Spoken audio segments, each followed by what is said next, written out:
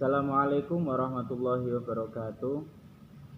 Perkenalkan, nama saya Ahmad Faiz dari kelas PAI A1 semester 5 jurusan Pendidikan Agama Islam. Di sini saya akan membawakan video yang menjelaskan tentang pembelajaran akidah akhlak pada kelas 7 semester 1 dengan materi adab sholat dan adab berzikir.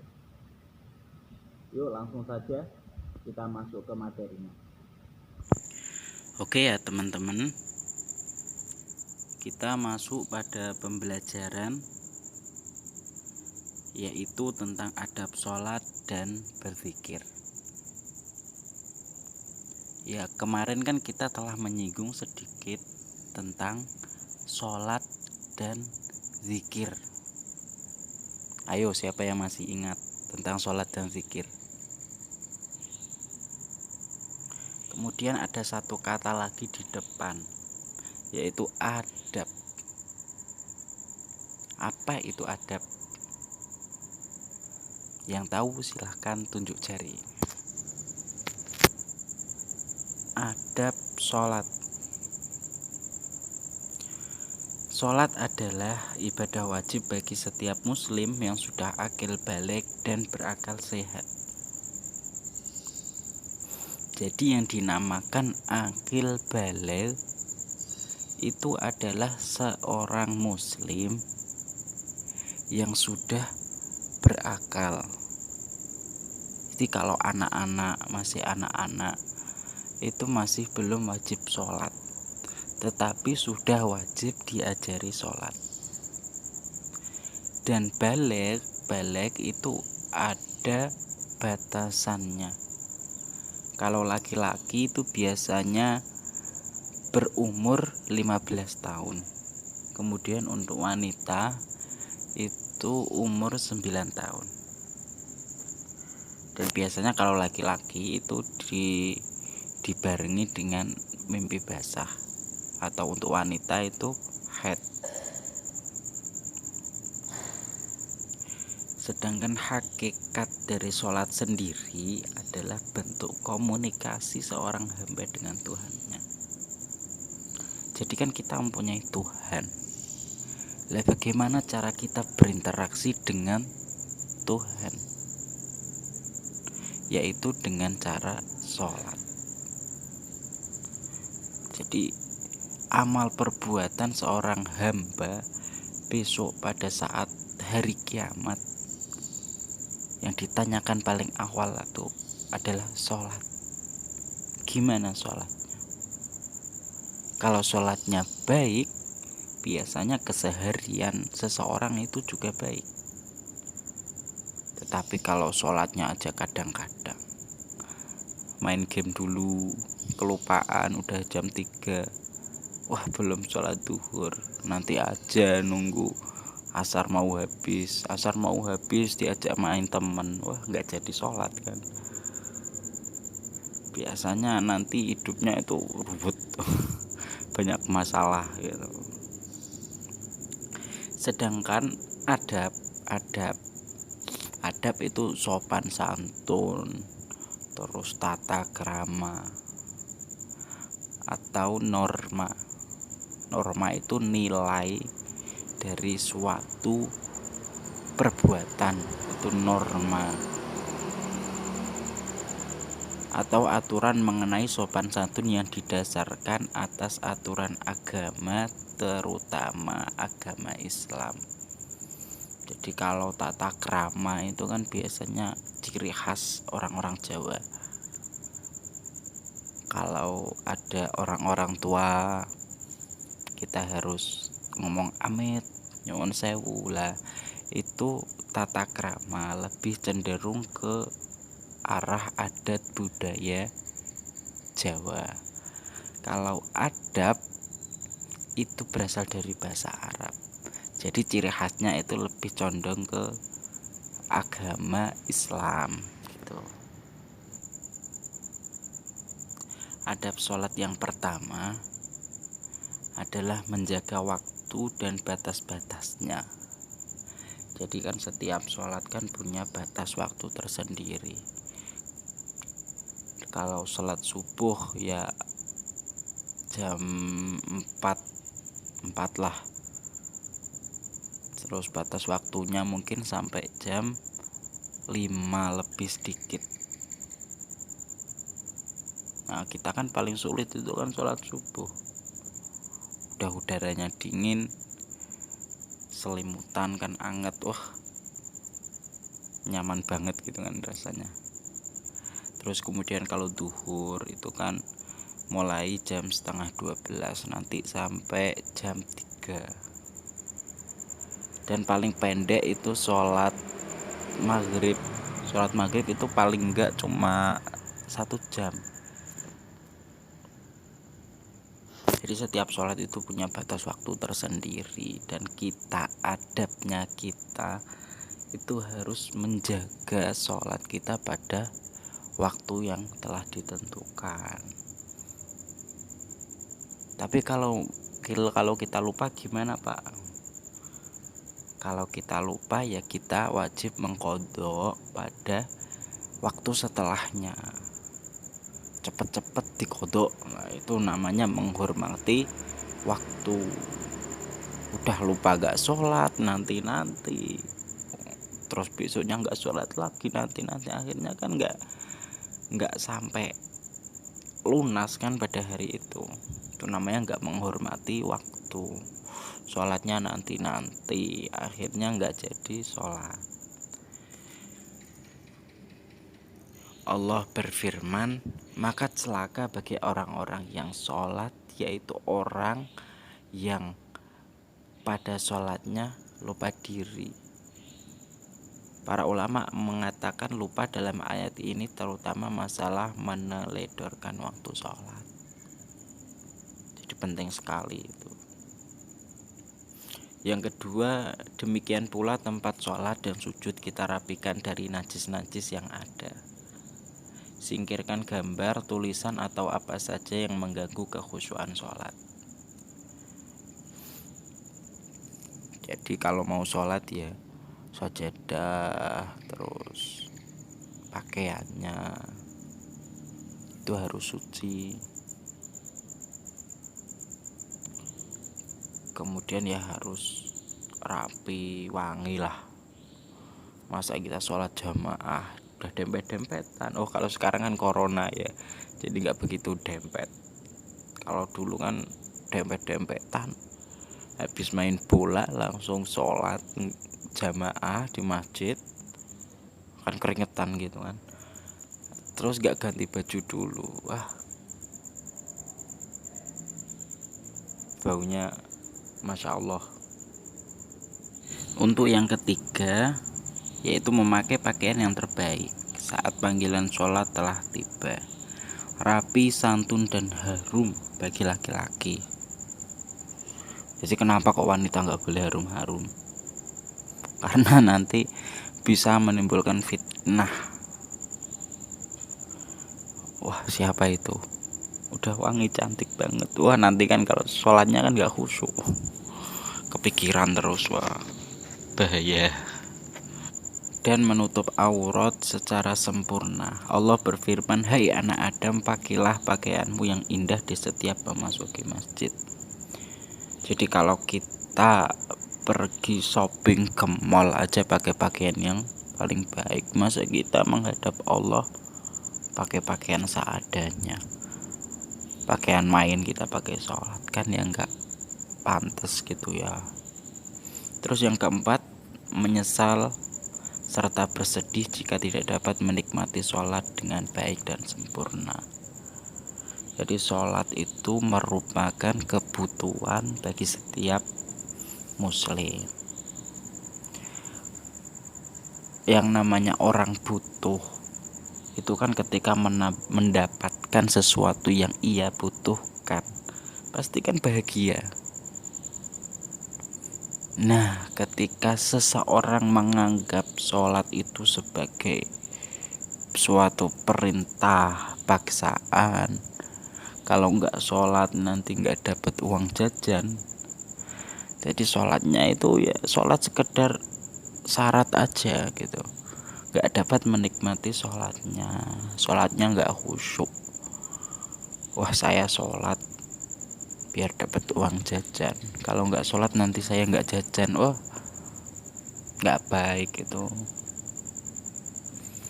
Kemudian yang terakhir, supaya kita khusyuk, Nabi memerintah, sholatlah seperti sholatnya orang yang berpamitan dari dunia ini, seakan-akan ini adalah sholat kalian yang terakhir di dunia.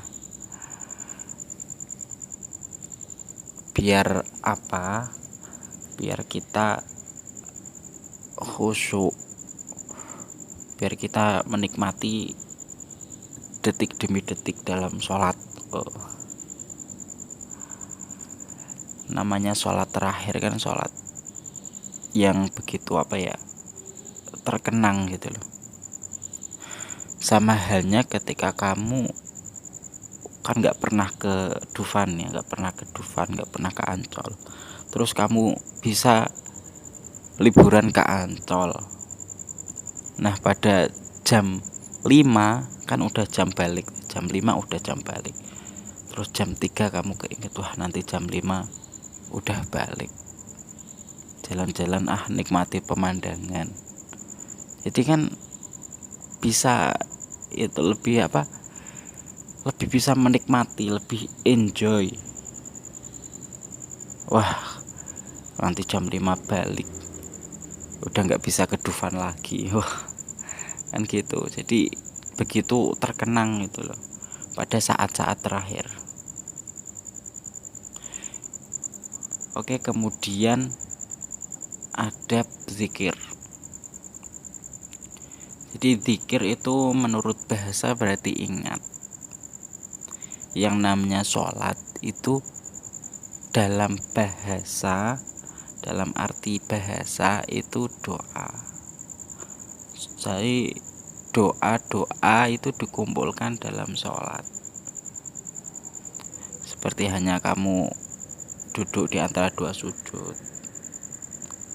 Rabbi firli warhamni wajburni warfa'ni warzuqni wahdini wa'afini wa'fuani. Itu kan lengkap. Doa Al-Fatihah itu juga ada doanya kan. Kemudian at-tahiyat itu juga doa-doa. Kalau zikir itu biasanya ditempatkan setelah sholat. Jadi sholat tuh nggak afdol gitu loh kalau nggak ada wiridnya, nggak ada zikirnya. Kalau dalam kata-kata bahasa Arab itu, orang yang nggak wiridan atau zikiran setelah sholat itu seperti monyet yang nggak ada ekornya. Jadi gimana gitu ya, wagu kayak King Kong.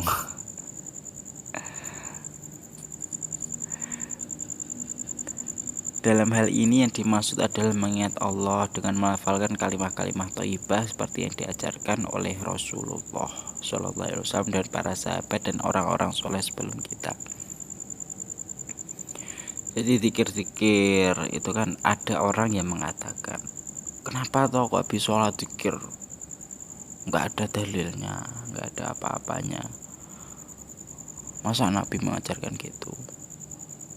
Oh, di Al-Quran ada, sholatlah kamu, tapi setelah sholat menyebarlah di muka bumi. Itu dalam surat Al-Jum'ah. Nabi itu mengajarkan zikir itu tidak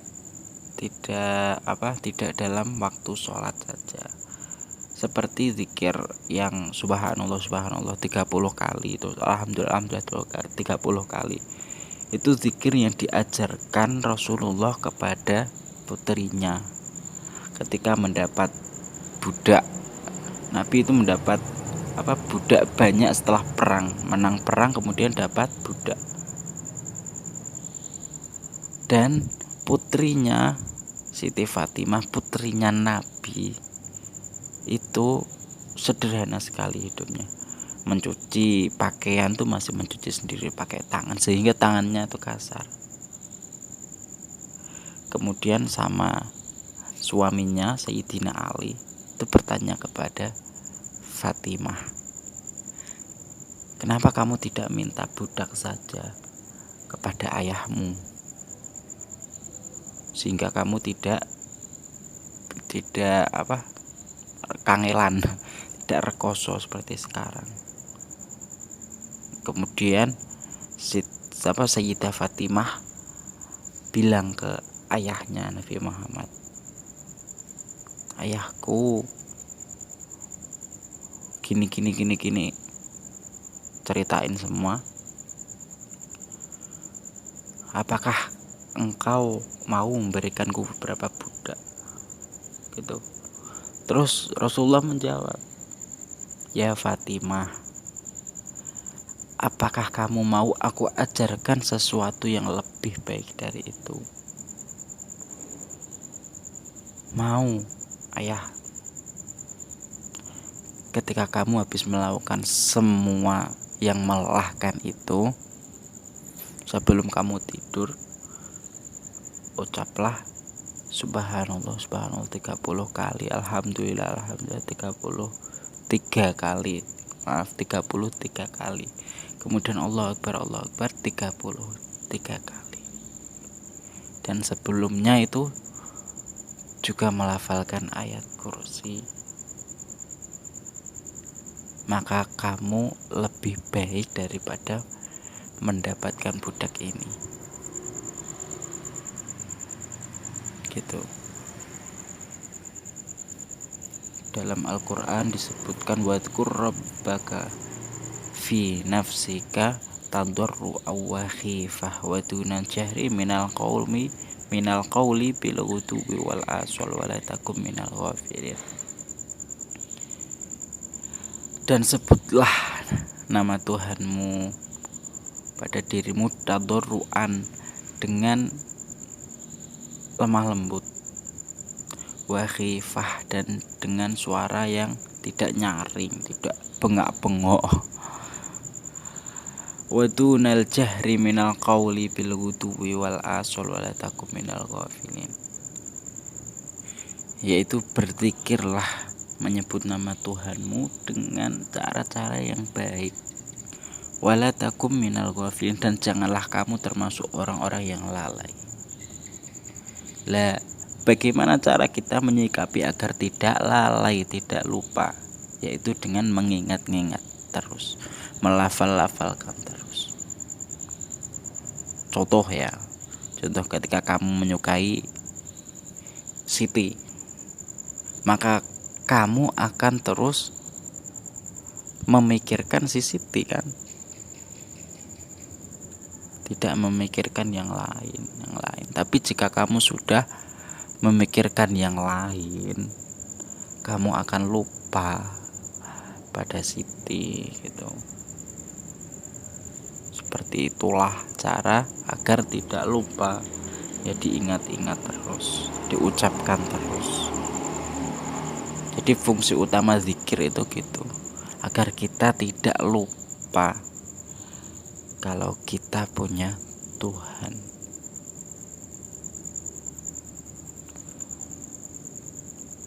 Adapun adab zikir diantaranya adalah 1, ikhlas dalam berzikir mengharap ridha Allah. Berzikir dengan zikir yang contohkan Nabi seperti tadi. Kemudian doa apa? Allahumma antas salam wa minkas salam wa ilaika ya'udu salam fahayyina rabbana bis salam wa adkhilnal jannata darus salam tabarakta rabbana wa ta'ala ya dzal jalali wal ikram. Itu doa yang diajarkan Nabi juga. Duduk di suatu tempat atau ruangan yang suci seperti duduk dalam sholat juga dianjurkan. Jadi dikatakan jika doa yang paling mungkin dikabulkan oleh Allah, yaitu ketika kamu berdoa dalam keadaan duduk dan pantatmu itu belum berubah belum bergeser dari tempatnya ketika tasyahud akhir gitu. Jadi waktu yang paling utama ketika berzikir itu waktu setelah sholat, dan kita belum beranjak dari tempat sholat. Mewangikan pakaian dan tempat dengan minyak wangi dan pakaiannya bersih dan halal, agar kita lebih khusyuk. Juga yang di samping kita juga khusyuk. Jangan tuh kita udah khusyuk tapi pakaian kita bau, nanti kan ganggu yang samping. Imam memilih tempat yang agak sunyi, boleh memejamkan mata karena dengan mata jalan-jalan panca indera lahir sehingga mengibat program hati. Jadi cara khusyuk kan berbeda-beda. Ada orang yang khusyuk ketika berada di tempat yang sunyi. Ada orang yang bisa khusyuk pada tempat-tempat yang ramai. Jadi yang penting tuh khusyuknya. Kita itu bisa merasakan, wah kita paling butuh Tuhan, kita paling butuh Allah, kita hanya manusia biasa. Seperti itu. Jadi dalam berzikir itu kita juga harus introspeksi. Jadi kita merasa kita itu hanya hamba yang paling bawah, yang paling membutuhkan Allah Subhanahu wa ta'ala. Jangan zikir dengan suara keras terus mengganggu yang lainnya dengan niatan sombong. Wah, bacaanku luwih fasih. Jangan gitu. Ya mungkin ada yang berzikir dengan suara yang lantang. Itu gunanya apa? Gunanya lit ta'lim, untuk mengajarkan pada orang-orang yang di belakangnya atau di sebelahnya. Kayak sholat 5 waktu itu kan, imam kan pasti baca zikir kan dengan suara yang lantang. Tujuannya juga itu lit ta'lim. Jadi kan mereka makmumnya kan ada anak-anak juga atau kadang, dengan terbiasa mendengar imam mengucapkan zikir tersebut, nanti ia akan hafal dengan sendirinya. Gak usah ngafalin, lama-lama denger udah hafal sendiri. Oke, cukup ya. Waktu kita udah habis. Ada yang ditanyakan?